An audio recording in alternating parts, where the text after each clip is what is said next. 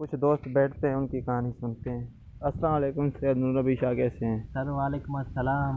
मैं बिल्कुल ठीक हूँ, अल्लाह का यार करम मैं है। कुछ दिनों से नोट कर रहा हूँ कि आप 3 लोग बैठा करते थे। आप जी अभी आप बिल्कुल। 2 हो, आपका तीसरा दोस्त कहाँ गया? तीसरा दोस्त ये बैठा हुआ है, नीचे देखो। कौन सा है?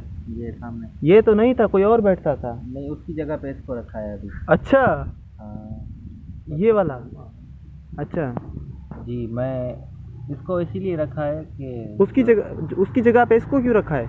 इसको इसीलिए रखा है कि बड़ों का कहना है कि गद्दार दोस्त से इंसान अच्छी नस्ल का कुत्ता पाले। जैसे ये। ये अच्छी नस्ल का है, मैंने हैदराबाद से लाया है इसको। अच्छा। तो मैंने सोचा अभी इसको मैं पालूँ।